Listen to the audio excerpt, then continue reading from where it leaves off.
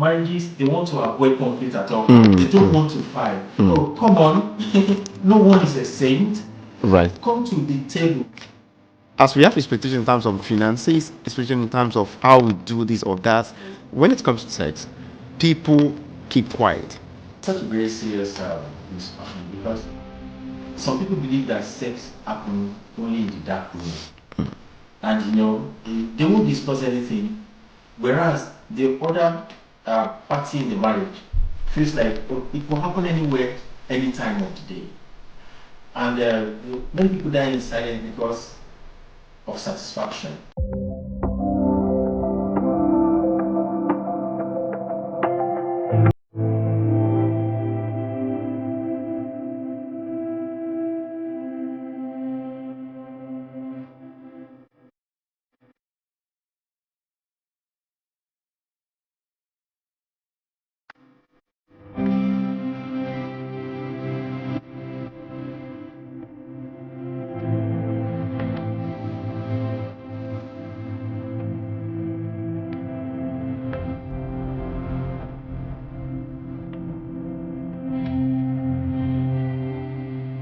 Okay, it's been a good time on the podcast, and I'm very sure today is not going to be an exception. And today I have on the podcast Mr. Adeseye. Yeah, that's correct. Hello, good day to you, and thank you very much for hosting me in this program. And the podcast has affected lives positively. Yes, I'm sure of that. So I should say thank you. Thank you for the good work. And hello, everyone. Thank you. Okay, thank you. Yeah, today we'll be looking at a topic that affects family, Okay. but with a precise direction on marriage. Okay. So the fact remains that marriage is the best thing that has happened to some people, Yeah. and for some it is the worst thing. For some, as we speak, they regretted the day they high with the man they went with, or maybe the lady went with. So to help some people, and we'll be looking at our silent killers in marriage. So we'll be having that conversation and see how it can affect lives and Wow. do a lot of things for people. That's a very great topic this morning. And you out there, maybe you are not married yet, and the first thing you are hearing is silent killers. Oh, whoa. So there are killers in marriage. Don't be afraid. Right. I think marriage is very good. We have tasted it. We are in it. And sincerely speaking, I'm on the good side of it. So marriage is good. The silent killers, wow. There are some of them I know. Thank you. Okay, thank you. Yeah. So to dive straight into it, the first thing we'll be looking at is invalidating the emotion of your spouse. For some, let me take an instance. Okay. I was even sharing with my wife yesterday that, for instance, maybe the husband is saying, I'm warm," Okay. but the wife is saying, I'm cold." Yeah. So if the husband does not understand how the wife feels, it can cause a lot of trouble. So Definitely. how do you feel? Oh, thank you very much. Emotions differ from one individual to another. Right. And, don't forget that in marriage is two people coming together to agree that they want to live together. They want to live possibly for the rest of their lives together. And when emotions set in, one key thing is understanding. You need to understand your spouse very well. Take, for instance, just like the instance you gave now, it happens every month. Right. So take, for instance, for my wife now, there could be some 5 days or 4 days in the month that she will be out of way. Not really out of way, but it's just very normal for every lady or every man out there that within the month there will be a time you are just crazy. You just don't want to be your normal self. And at this point in time, the other spouse need to understand and go along. Say, oh, I want to play with candle today. Oh, candle, lovely. Can we play with it together? It doesn't make sense. But you need to validate that emotion at that point in time because that is the need. Every need must be met in marriage. Don't forget. every need must be met. Now, the way you meet the needs differ. Right. And validating the emotion within those 2-3 days will give you the rest of the 27-26 days of peace and bliss. So we must learn to validate each other's emotion, no matter however it comes. It's very essential. No matter how trivial it is. Yeah, no matter how trivial it is. Don't say it's you, it's not me. I've heard men say, oh, why are you talking like a baby? Oh, come on, why are you doing like a child? Yeah, at that point in time, she needs to do like a child, and you need to come down to her level to do like a child, because she is not a child, he is not a child. It's just the emotion at that point in time. Embrace it, manage it, and you have a very good result for it.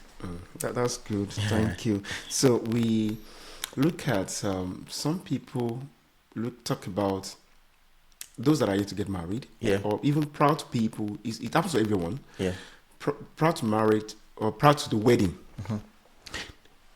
Some we have expectations Yeah. about the man. Yeah. The lady we have, the guy also we have expectations about the lady she's planning to get married to. Yeah.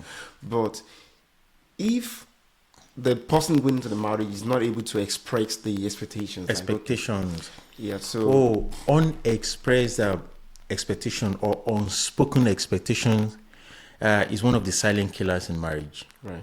Because you look at the guy and you feel like, oh, I expected it to be more mature. Don't let us even go to that deep one. Let's go to gifts. My birthday is coming by July. Oh, that's nice. I remember. To the guy, he remembers. But to the lady, she wants more.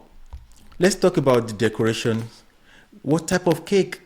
But if, for instance, she's not saying it out, she expected that, oh, before the birthday, there will be some couple of decorations, there will be a couple of gifts. And the guy felt like, oh, she understands I don't have money at this point in time, so she should go along. If she didn't voice it out and eventually the day comes and nothing was done, she feels bad. And the other party still feels like I've done nothing wrong. So unspoken expectations is a silent killer. I will advise if I were to be in such a shoe that, oh, hello dear. Yeah, hi. Do you remember my birthday is coming? Yeah. Do you have anything for me? I don't know. Currently as we stand, this is the situation. You discuss. When you tell of your expectations, there will be a form of discussion, and the discussion will have a basis to create peace, an atmosphere for progress. But if you are the only one thinking, I think this is the way this thing should be, and it doesn't go that same way, there will be some disappointment, some level of disappointment that is capable of breaking down the marriage. Right.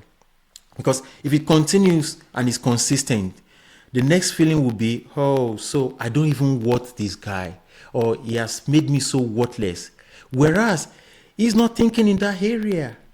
He is thinking something else entirely, or she is thinking something else entirely. So if you have an expectation of your spouse, speak up, discuss it. Don't be in for so many surprises, because it may not come. And when you discuss it, it's very wonderful because things will be resolved. It's just both of you, and you are fine discussing it. You are not enemies of each other. So I always advise, discuss it. Don't be in for surprises. Take, for instance, now, you got a new accommodation or a new home, and you as a man, you feel like, oh, my wife should love a pink in her room. Let me paint her room pink. Don't try that. Right. No, because that is your own expectation of her. She might not have such a view of a pink room. So by the time you do it without carrying her along, she gets there and say, oh, what's this? Is this for babies? No, it's for you. No, this can be for me. Whereas you thought you've done everything right. Right. So call her, discuss. What would you like for this type of room? Don't be in for so many surprises. You might be the only one carrying that expectation. It kills marriage. That's great. Then that also reminds me of the last time there was a friend I was talking to, and he said to him, he believed that every woman should know how to manage home. Like when I say home, I'm referring to maybe in the kitchen now. Yeah. But researches or experiences have shown that not every lady is perhaps good in the kitchen. Yeah. So where the man is good at that, the man should be willing to say, okay, I can help here. Yeah. And not expecting that, okay, every lady must be able to pound. For those maybe that come from Africa, should be able to pound should be able to pound yam, right? Pound yam, yeah. Yeah. So, and because I eat pounded yam, and I expect you to do it, and I don't care how you go about it. So that can be a kind of problem. Yes. Especially now, because the economy of the world, the entire world now, is under pressure. There are so many other things that is bringing pressure into marriage, and for that fact alone, couples need to come together and see how things will work out. Just like you have said now, I want to take pounded yam. I expect every lady to know how to cook. It doesn't work that way. No, understand your strength, your weaknesses, the opportunity and the threat around you. Right. For every marriage, marriage is a bespoke institution. That's why when someone offers an advice and it feels like everyone should take the advice, no. My marriage is different from yours. Right. The way we're going to go about our issues will be totally different from yours.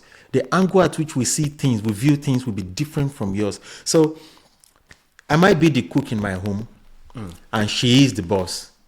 The boss I mean is, hello, honey, what have you cooked? It looks strange to another man. Say, why is it the wife that is calling the man, what have you cooked? But that is my strength. And she will have another area of strength that we encourage, and nothing is wrong about it. Hello guys, absolutely nothing is wrong about the guy being the one cooking at home. No man writes it on the face. And the lady you marry is not a house girl. She is not. Yes, there are some expected standards for everyone. Yes, and if you are coming from the perspective of African culture, the woman must know how to cook. Yes, whatever makes it for mandatory for the woman to know how to cook should be made mandatory for the man to learn how to cook. Right. Me now, for instance, not that I don't know how to cook, but how much time do I have to do it every day? Right. To do it every day, especially for our children. So when she does it, I appreciate. How do I heat up the food? And I say thank you. For every meal she prepares, I say thank you. And the day I want to also cook, I do my noodles. Very simple things. Very simple things that I will not go and form my own. So that is what we do. Right. Yeah. Yeah. You said something very, very very, very striking, saying that when she does the cooking, you always appreciate her. Yeah. I do that too. It's very, very important. Yeah. But for some, I was listening to someone saying something on the line on the internet sometimes ago, and man was saying that your wife made a made a meal, and the first thing you're saying is thank you, Jesus. Was it Jesus that made the cook for you? Why does it thank you, honey? Right? She did the cooking. So, but for some, they we are talking about, they just believe like it is that job. Yeah. So she should go to the kitchen. I bring the money. But not in the UK anyway, right? But for those that are possibly in Africa, especially in Nigeria, they say, okay, it is I'm giving you the money, go and do the cooking while I sit back, watch TV, and I eat. If I were to be the lady and the guy came in and tasted the food and said, "Oh, thank you, Jesus," I will smile and look at her face, at his face, and say, "Are you missing out something else?" I just thank God for it. Yeah. What about me? Right. I will, because don't keep quiet. Right. No, don't. For any of your feelings, don't keep quiet. It will be one-sided. At that point in time, correct the man. He might not know. It could be, we come from different background. Some people, their mother will hold the food like this until the father finishes it in the plate. And that was how they grew up.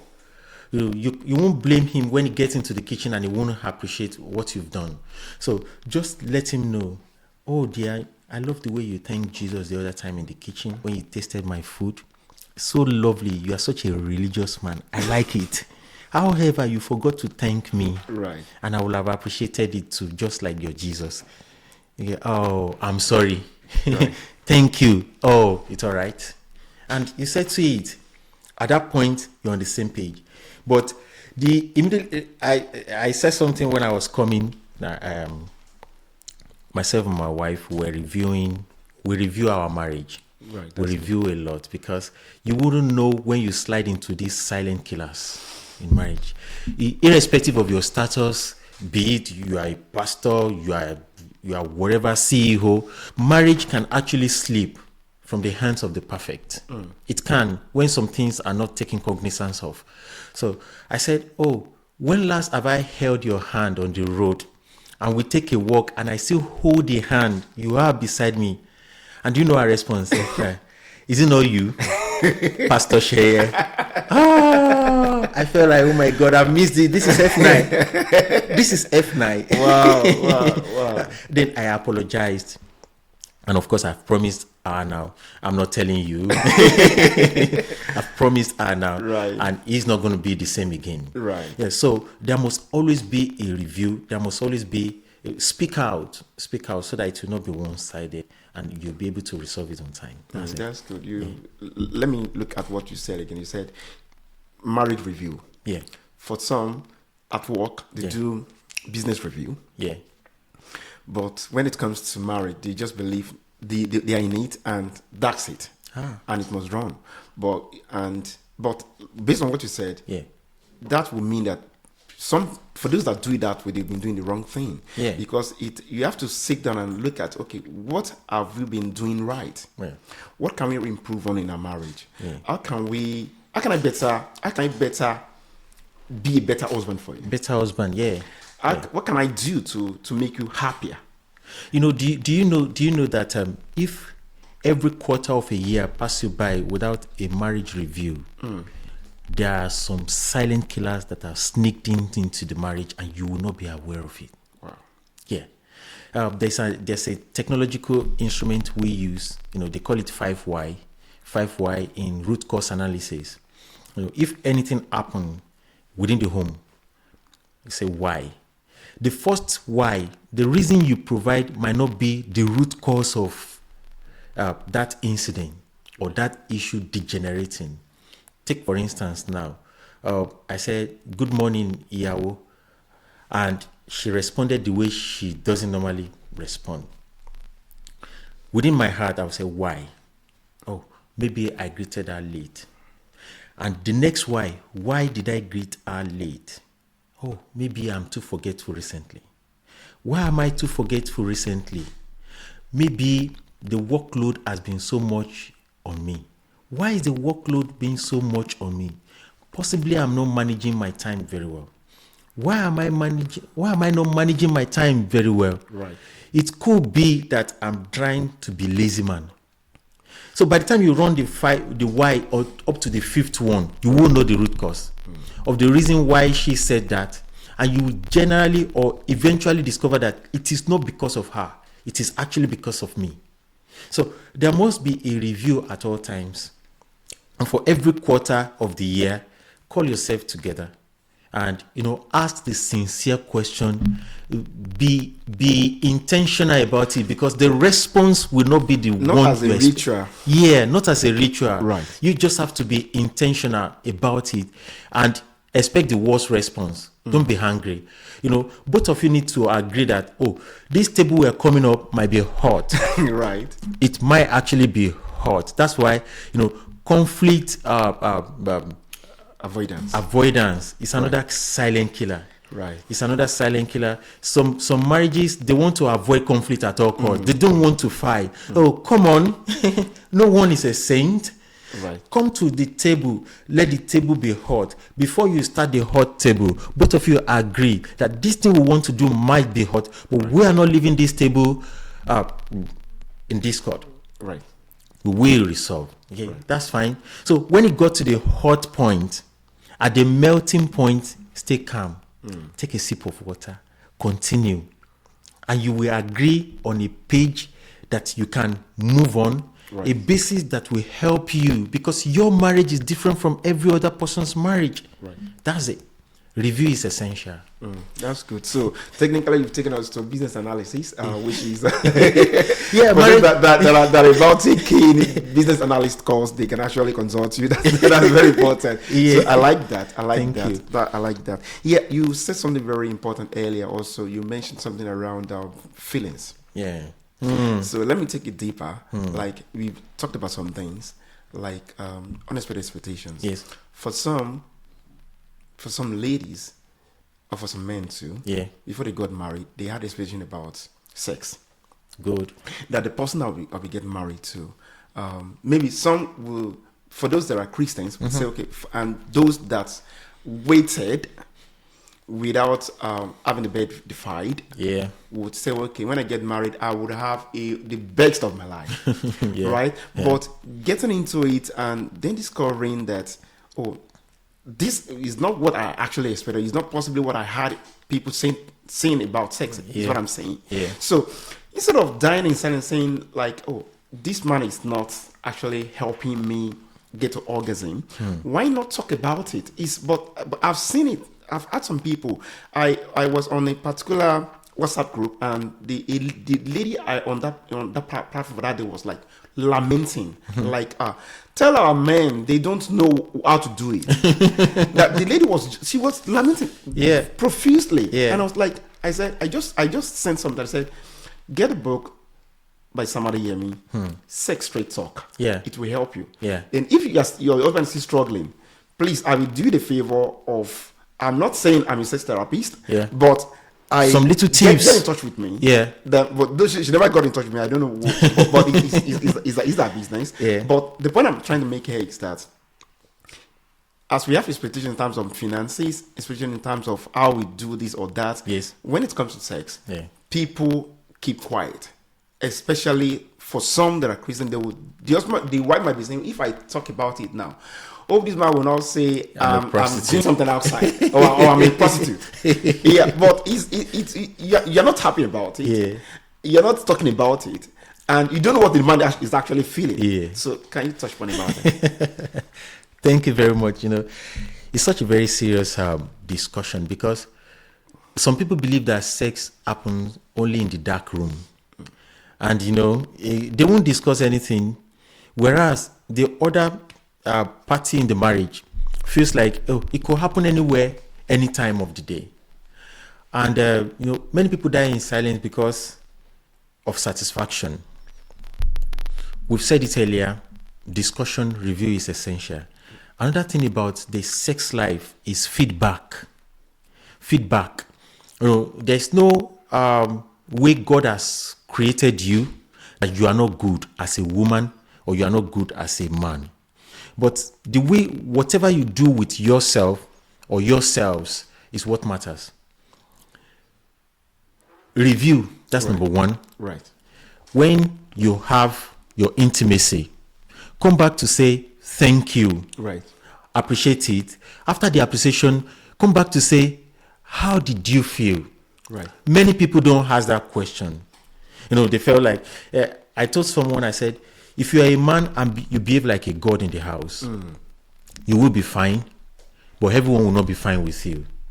By the time, she has her freedom, you are not the man that she will want to go for. Right. By the time the children get to the age of freedom, you are not the father they want to be close to, because they need a friend, not a god. So, have a review. As a man, are you the only one on top? No. Ask, would you like to be on top? Would you like to do this? Would you like this? What else do you feel? Sex is not something you cannot go on and research about. Right. If anything is worthy, then learn more about it. People don't like to learn. They think it's a secret thing. Yeah, it is private, but it cannot be so secret that you cannot learn about it or improve on it. The same way we improve on communication, we improve on relationship. You need to improve about your sex life. If not, this thing has expiry date. By the time you are 60, you are down the street. I mean down the street. For some, they could be active up to 80. But because it has expiry date, the so number of years you have to be so active in bed, research about it, be the best man, be the best woman for each other. Right. And discuss things. Have a feedback. Thank you very much. So that takes us to another silent killer in marriage, and that you earlier talked about it earlier. That's the area of conflict avoidance.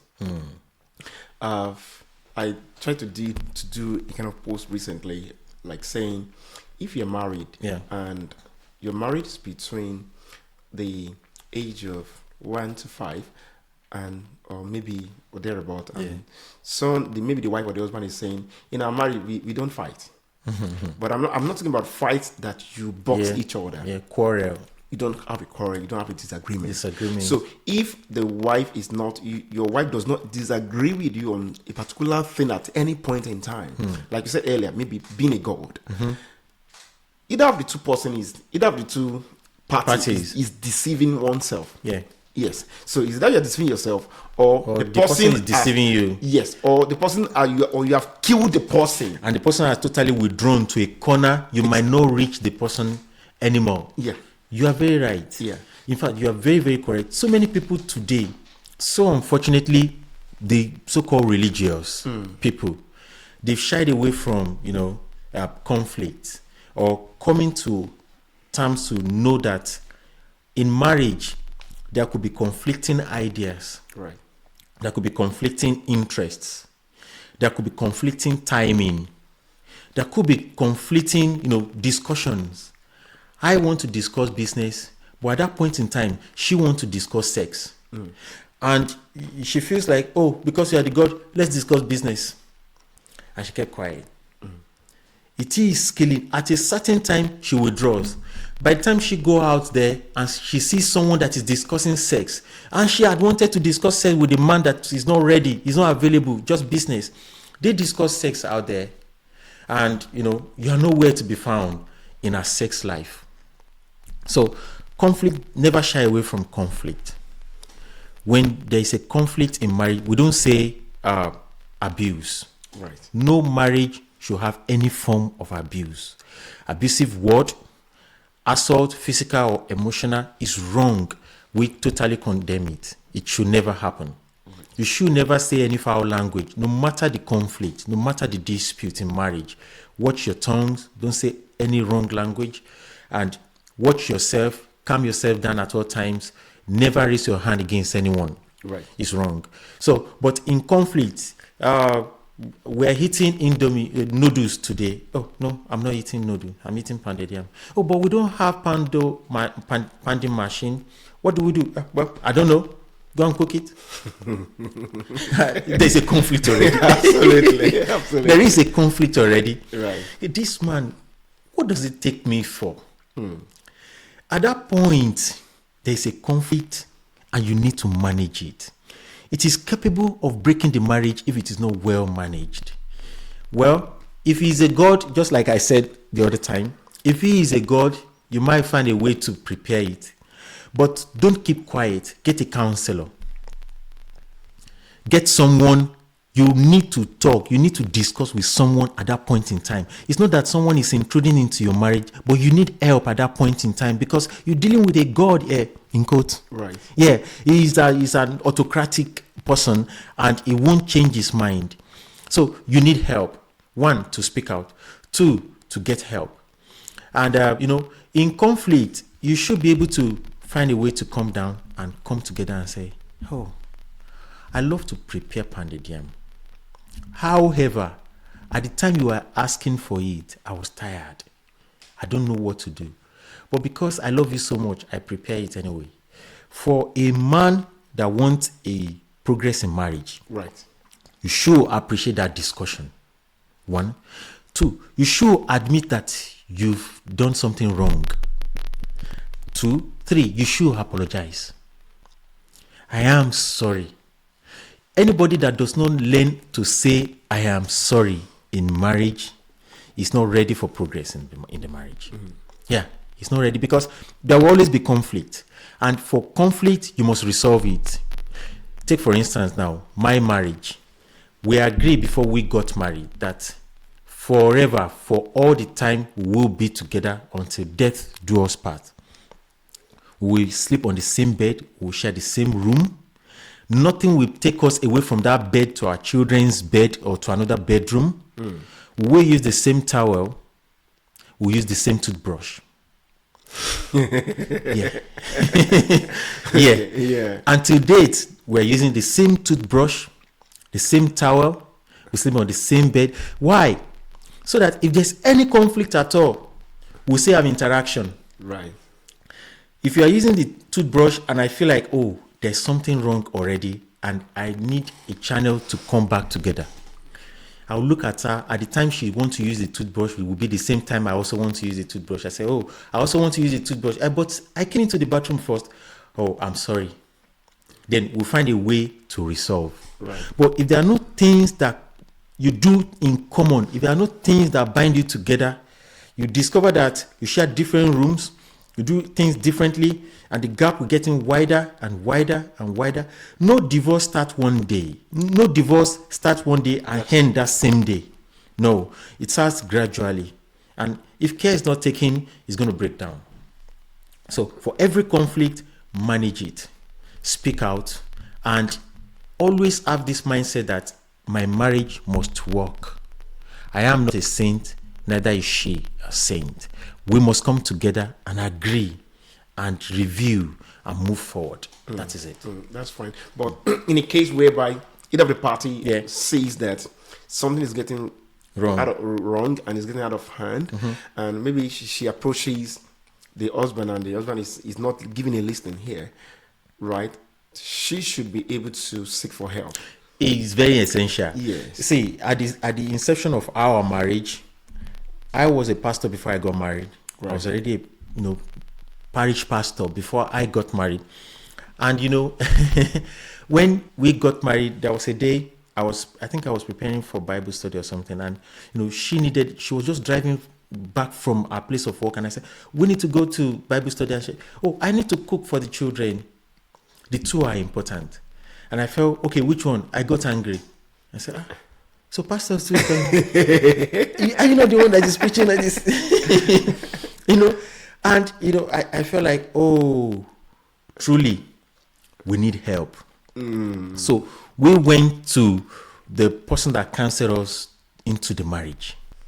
And because they passed through that stage, that's why I'm saying that, issue of marriage, whatever you are passing through today, Right. you are not the first person to pass through it. Some people have. Go to them for advice. Right. Don't be too shy. Don't be too holy. Don't be too righteous to go to them. And we got there, and both of them, the husband called the wife, and they got, and they were laughing, Pastor. How are the congregation? I said, fine. I knew where they are going. Yeah. And they gave us a questionnaire.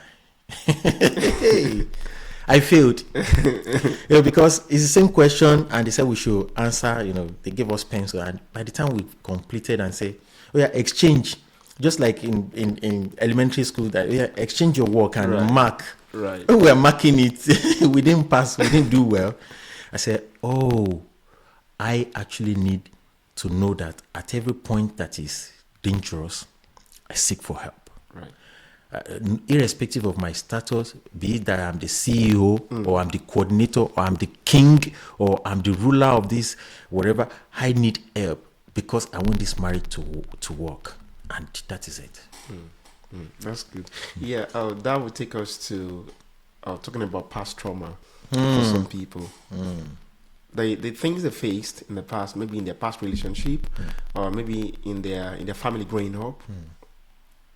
How do you think that can affect marriage? Yeah. And how do you think, or what do you think they can do to overcome our past trauma? Thank you very much. Marriage is not that when you were born, you got married. Right. Your partner or your spouse had passed through some things just like you. And whatever they have passed through differ from each other. Some have had some very nasty experience that I cannot even be talking about. Some have had rape, some have had incest, some have had some traumatic situation, like a heartbreak that is so serious. And suddenly you got together and you started loving each other, irrespective of the degree of the love, there is a trauma there in someone's heart. And when, trauma could be silent within the mind, but when trauma sees trigger, that is when people see that, oh, so there's a trauma hidden somewhere. If there is no trigger, the trauma can be somewhere lying fallow there, and it could just surface sometimes and you forget. But if there's a trigger, you see that the person go into an episode of disturbance, and at that point, trauma should be understood. Discuss what caused it. Right. Discuss the lessons you have learned from it. And within your mind, the other spouse now, be ready to carry the cross together, because it is a cross. Let me tell you something about trauma that you need to hold very tightly. It won't go. It won't. But it can reduce. It doesn't vanish. But your help, your love, your understanding can make it to reduce so much. Because when you have a traumatic situation, when the trigger comes, you remember and you feel so bad. You feel so heavy. And at that point, if you have an understanding spouse, call him or her. I say, sorry, I just felt bad now. Your response should not be why or how, because you've discussed it and you know already. Even if you don't know, it should be a cool word, a reassurance, and hey, hello guys, have some change. It's a time for you to go out. It's a time for you to have, a nice time. Go out of the normal life and, make her happy, make him happy. Because trauma is not only peculiar to women. In fact, women are even good because they show it. Men, rather than showing it, they become aggressive at home. They become something else. They become a monster. And the spouse should also show love, more love at that point in time, and more reassurance. And you get through. There's no trauma that lasts forever. At a certain time, it relapses and you move on. Yeah. And you've made very, very great points there, talking about how past trauma can actually impact on someone's life, and if it's not well managed or well addressed. And so the other person that understands, so there is need for a clear understanding. Yes. So someone is having a trauma, it's not the time to start saying, or they have been in situation. Let me digress a bit. There have been a situation whereby people saying will be if you want to actually even be the trigger of that trauma for that person, saying, "Oh, I saw you talking to somebody over the phone the other time. Are you sure you're not repeating what you did the other time that brought you to this situation?" Yeah. So yeah. In a traumatic situation, men tends to pass judgment. Men tends to, feel like, oh, this thing, you are the cause of this thing, and you should carry your cross. Why am I so unfortunate to find myself in this type of situation? No. Trauma is a trauma. It can happen to anyone. And when I say anyone, I mean anyone, because many of these traumatic situations came as a result of unexpected incidents. Unexpected. Take, for instance, rape. No one wanted to be raped. But when it happened and the person is so conscious of men, so conscious of where they go and everything, understand with them. As a matter of fact, there are some decisions that the traumatic situation will affect. Children, for instance, like myself now, because of my wife didn't really have any nasty situation before we got married. She's a very wonderful, that's good. Triangular girl, from home to school, child back home. And however, she has had aunties or people around her that have had some traumatic situation. Because of that, we don't allow our children to go out. Say, oh, I want to go and greet so person. It's nice. Are we going with you? If we are not going with you, you are not going. Why? I would have loved them. Go, come on, feel free. That's me. But she, due to some traumatic situation, she wouldn't want to monitor you. I want to see what's going on around you. And I don't blame her. when you see some parents overprotective, it's because of some traumatic situation. They might not be able to share it, but share it in a little way you can. Don't tell the children, because don't let them feel traumatic too. Right. Take your children totally out of trauma. Don't discuss it with them, because discussing with them, you are creating a monster. You are limiting a destiny. Don't. Never. Maybe by the time they now grow up above 18 and they can choose at that time, learn how to use some kind of lucid language, discuss it. Right. But never when they are young. Say, the reason why I'm saying this to you is because of what our pastor is. Oh, mom, you pastor? And when they are looking at you, they're not looking at you as a mom again. They're looking at you with a kind of pitiful eye. Say, mommy needs help. What's a daddy? Daddy needs help. He's traumatic. They can even discuss with their friend that my daddy needs help. When daddy starts shouting, you know it has started. Yes. Recently, my children, they had a meeting within themselves. I mean, 8, 6, 4. Right. That's their age. And, they came back to us. They called, Dad and Mom, we want to have a meeting with you. I said, okay, what's the meeting all about? We sat down and said, yeah, we had a meeting and, we looked at it. It's just one boy and 2 girls. We feel that if you can give back to another one boy, it's now be 2 boys and 2 girls. I said, that's all right. Immediately I wanted to show them that, come on, we're okay, how much in pounds sterling you want to give me? Bills are running. But, my wife was so wise. I say, first and foremost, we need to appreciate you that you can even hold a meeting. And so they felt big, and we had to tell them that, okay, this request, we need to go and think. Right. We too need to go and put some things together and come back and give you response. Left to me, I was like, come on, go and read your books.